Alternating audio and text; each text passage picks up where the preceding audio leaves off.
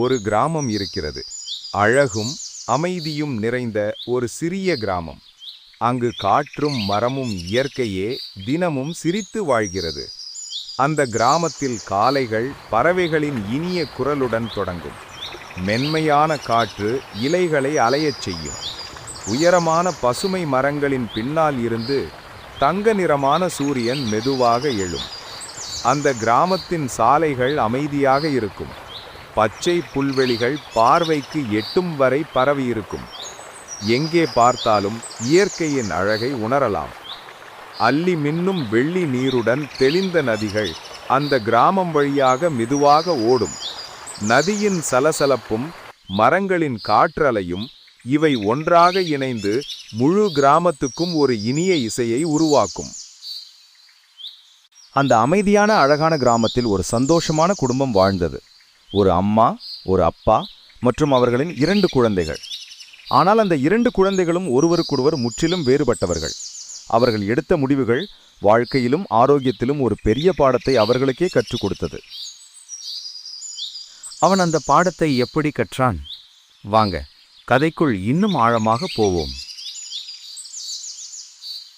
ஆரவ் மிகவும் மென்மையானவன், அமைதியானவன், எப்போதும் கீழ்ப்படியும் குழந்தை. அவரது பெற்றோர் என்ன சொன்னாலும் கவனமாக கேட்டு பின்பற்றுவான். ஆனால் கரண் அப்பா, கரண் முழுக்க முழுக்க தோழ்மையாகக்கும் யாருடைய வார்த்தையும் கேட்க மாட்டான். அழுதும் கத்தியும் வீட்டு பொருட்களை உடைத்தும் எப்போதும் எல்லோரையும் தொந்தரவு செய்து கொண்டே இருப்பான்.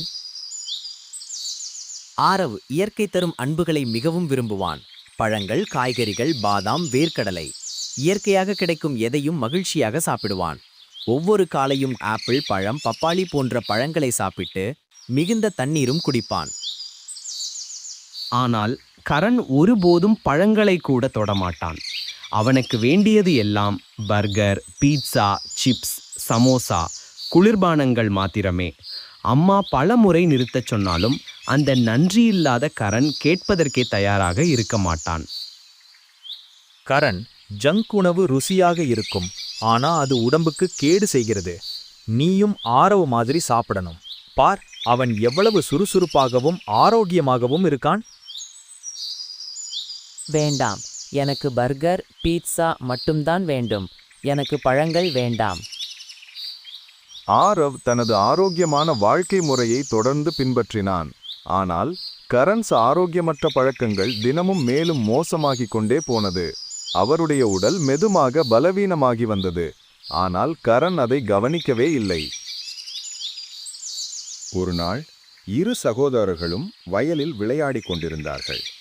ஆரவ் எளிதாக ஓடினான். ஆனால் கரண் 2 நிமிடம் கூட ஓட முடியவில்லை.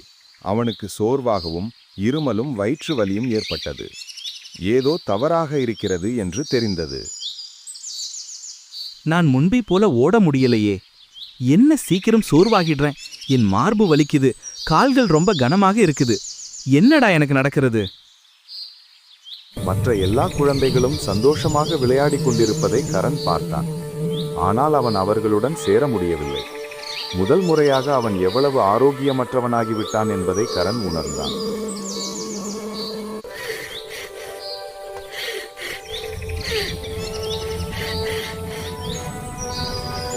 அம்மா, அப்பா, மன்னிச்சிடுங்க. நான் உங்க வார்த்தை கேட்டல, என் உடம்ப பாதுகாக்கல. இப்போதான் நான் எவ்வளவு தப்பா நடந்துக்கிட்டேன்னு புரியுது. இன்னுமே பலவீனமா இருக்கணும் எனக்கு வேண்டாம். மற்ற குழந்தைகள் விளையாடும்போது நான் மட்டும் ஓரமாக நிற்கணும் எனக்கு வேண்டாம்.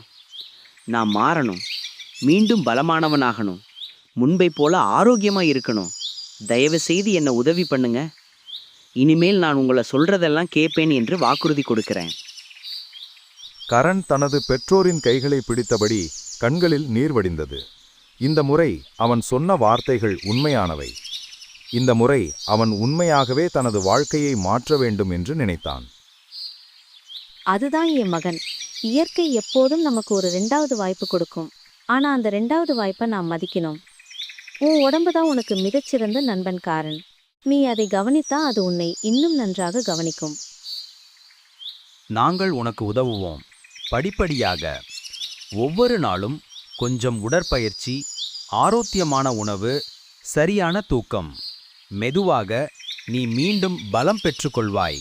மற்றும் நினைவில் வைக்க, நாங்கள் உன்னுடன் இருக்கிறோம். நீ ஒரேவன் அல்ல.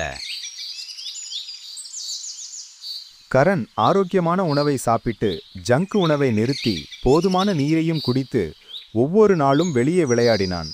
அவன் உடற்பயிற்சி செய்து வயலில் ஓடி செயலில் ஈடுபடுவதில் மகிழ்ச்சி அடைந்தான். மெதுவாக அவன் பலமான, சக்தி வாய்ந்த, சந்தோஷமானவனாக மாறினான். அவனது நண்பர்கள் அவனுடன் விளையாட மகிழ்ந்தனர் மற்றும் ஆரவ் கூட அவனது மாற்றத்தை பார்த்து மகிழ்ந்தான். இயற்கை அவனுக்கு நல்ல ஆரோக்கியத்தை பரிசாக கொடுத்தது மற்றும் கரண் தனது உடம்பை கவனிப்பது சந்தோஷமான வாழ்க்கையின் முக்கிய கீழாகும் என்பதை கடைசியாக உணர்ந்தான். ஆரவ் மற்றும் கரண் தங்கள் குடும்பத்துடன் சந்தோஷமாக வளர்ந்தனர். ஒரு பெரிய உண்மையை புரிந்து கொண்டனர். நாம் நமது உடம்பை நேசித்து பராமரித்தால் அது நமக்கு மீண்டும் நேசம் காட்டும். அது நம்மை பலமான, சக்தி வாய்ந்த மற்றும் சந்தோஷமானவராக வைத்திருக்கும். அவர்கள் மேலும் உணர்ந்தனர், ஆரோக்கிய பழக்கங்கள், நல்ல உணவு மற்றும் தினசரி செயலில் ஈடுபடுவது வாழ்க்கையை மகிழ்ச்சியாகவும் வேடிக்கையுடனும் மாற்றும்.